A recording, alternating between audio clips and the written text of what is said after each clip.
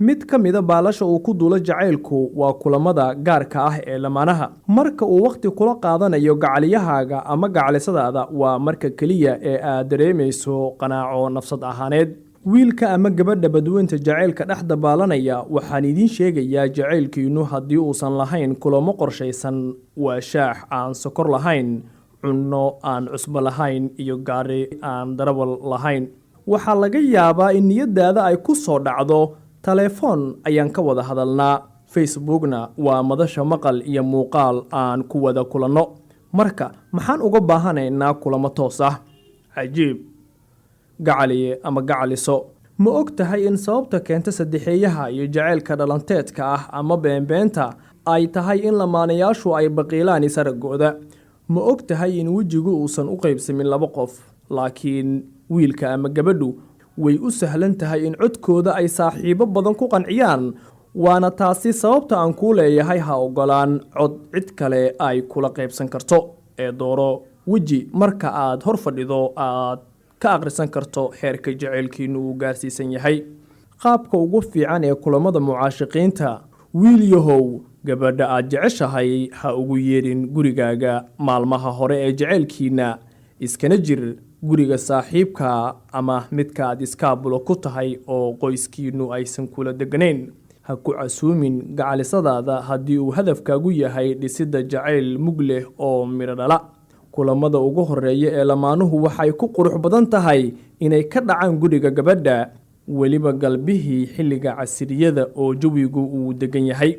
marka kulankiinu uu ka dhaco guriga gabadha, wiil yahow waxaad xiraysaa albaabo badan.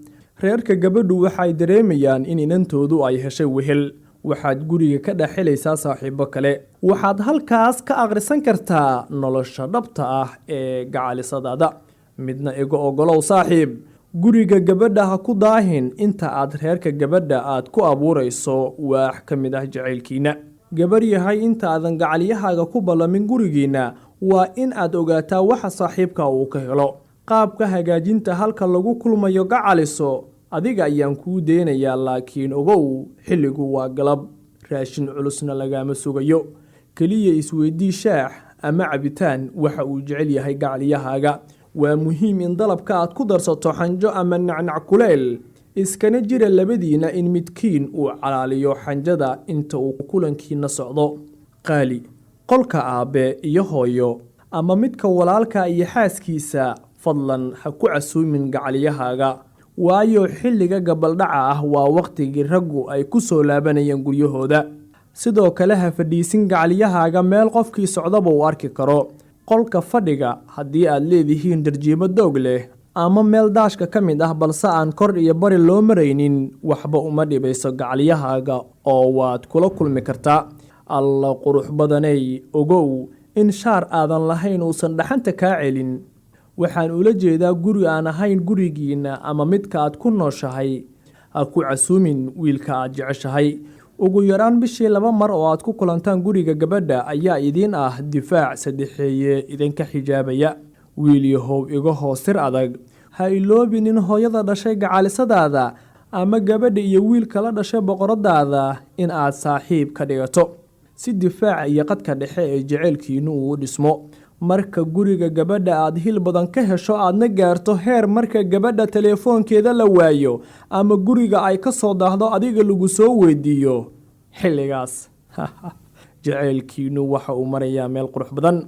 markaas kadib bilow kulamada bannaanka ah iyo meelaha dalxiiska. waana in waqtigu uusan kula fogaan. jacayl sanado qaata oo saacad lagu burburin karo waxaa ka fiican mid bilooyin qaata aad dib u dhammaystiri kartaan. wiil yahow, hadda waxaa la gaaray xilligii gacalisadaada aad ku casuumi lahayd gurigiina si iyana ay xog uga hesho noloshaada dhabta ah. gacaliye, waa in reerkaaga aad barto dhaymantaada, hana la saaxiibto in la mid ah ama ka badan intii aad adigu qoyskeeda kala saaxiibtay. markaas kadib haddii uusan jacaylkiinu bulaalin gacaliyayaal, dib u eega qodobadii aan horay idinkugu soo sheegay. balse haddii uu guulaysto halgankiina macaana markaan jacaylkiinu, miyaynan muxibbadu kordhin, maalmuhu aysan idiin wacnayn, meherkiina iyo mashxaradiinnuna aysan soo dhowaan. moolow maqbuul ka yeel oo miisaan u yeel muxibadiina salaan sare dhammaantiin anigu waa Cabbaas Xuseen Muuse